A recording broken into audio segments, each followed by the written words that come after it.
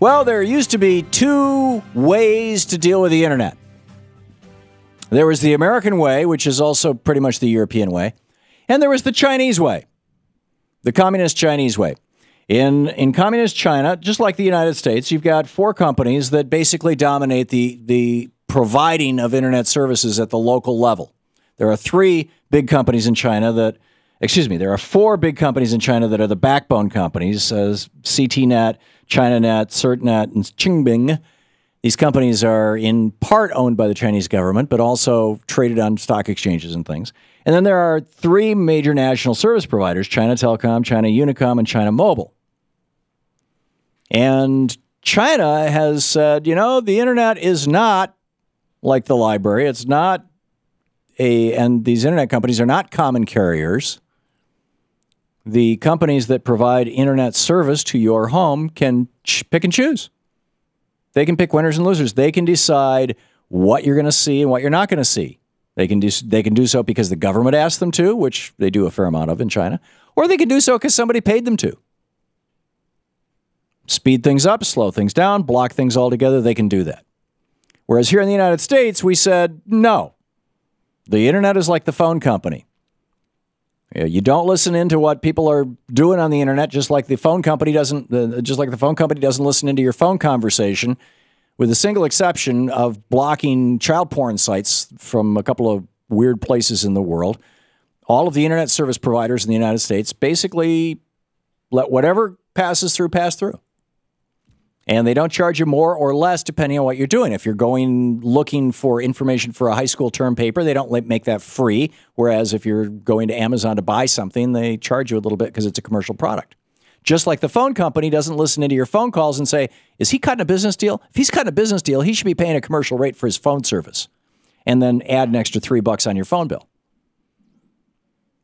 Well, the U.S. Circuit Court, the Circuit Court for the District of Columbia, the D.C. Circuit Court yesterday said, we're going to go with the Chinese model. Actually, it's the result of a decision made by the FCC during the Bush administration in 2002 when they said that these ISPs, these internet service providers, were actually not common carriers like the phone company. They were actually information providing services, sort of like newspapers.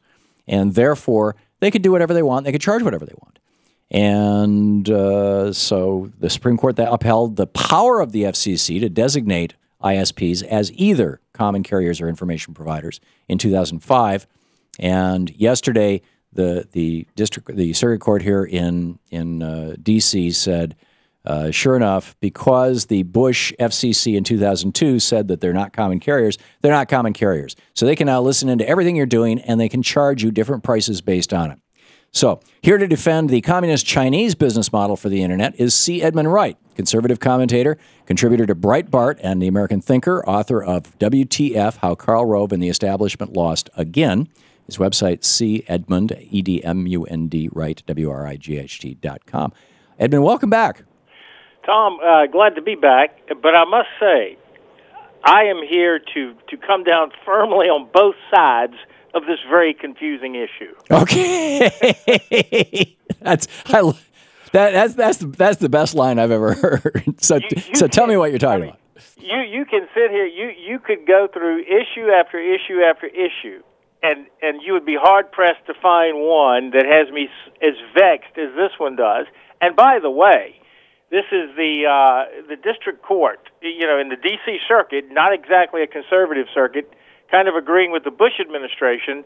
So, well, they did apologize for the decision. On page 17 of the decision, they said, we are not ruling on wise policy, implying that they don't think this is wise policy. They said we're ruling on the fact that the Supreme Court said that the FCC has the power to designate an ISP as either an information service or a common carrier. And in 2002, so what you're saying, just to catch me up to speed, what you're saying is that this ruling was very narrow in its support. It was. In fact, it was apologetic in its support. And what they said basically was if the FCC simply went back and said we're reversing our own decision from 2002, because the Supreme Court said they have the power in 2005. The Supreme Court said they have the power to say it's a common carrier or it's an information service. It's a phone company or it's a newspaper, right? And if they simply went back and reversed their 2002 decision, then all of a sudden, under this ruling yesterday, all of a sudden, Verizon would become a common carrier again, and they wouldn't be able to listen in to everything that you're doing on the internet and charge you different prices based on what it is. Well, right. And this is where, and I'll sort of describe where the two different sides of the libertarian movement are coming down on this, because within and in issues like this, I tend to be libertarian. So on the one hand, as you said in your intro, the libertarian position, the liberty position, the conservative position would be sort of, let it be totally entrepreneurial and totally open to everybody, equal access. But then there's the other side of it. There really are costs to these internet service providers. That's part of their business model. And so the other libertarian position, Tom, is let willing people do business with each other if they're both happy with the deal. But there's a middle ground there. If their job, much like a water company, if their job is delivering, a water company's job is delivering water, they don't charge you based on how you use it. Actually, in some cities they do. If you use it to water your lawn, they charge you more because they're having droughts. Yes, in fact, it happened where the city of Raleigh, North Carolina, 2 or 3 years ago, discouraged everybody from using water to water their grass, wash their cars. But that's the exception to the rule. The city went broke because they weren't selling any water. But right, there you go. But basically, they already do have a business model, and that business model is selling you data and charging you for it. And if you want 10 MIPS speed, they charge you $40 a month. And if you want 100 MIPS speed, they charge you $80 a month.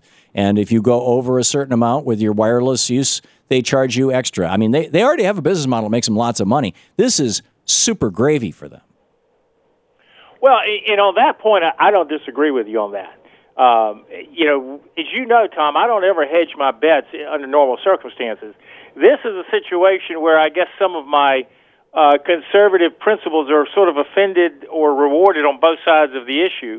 Yeah. And, the problem here gets back to one thing that I really dislike, which is sort of government in bed with business and crony capitalism, and you get these cable companies that are now internet service providers as well, and so they have regional contracts, so they're really not private, but they kind of are private. Right. And this they're oligopolies. This is where I hate anything that I agree with you.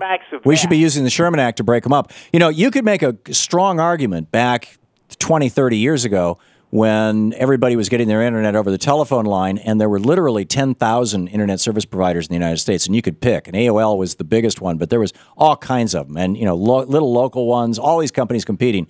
You could make an argument back then that they were information services and that they should be able to charge however they want, and then let the market sort it out. But now, I'd guess probably more than 80% of Americans get their internet through one single piece of wire coming into their house, which is their cable connection. And because of that, that's a natural monopoly, just like water, power, sewer, and those kind of things. And natural monopolies need to be regulated. Otherwise, They got you by the short hairs.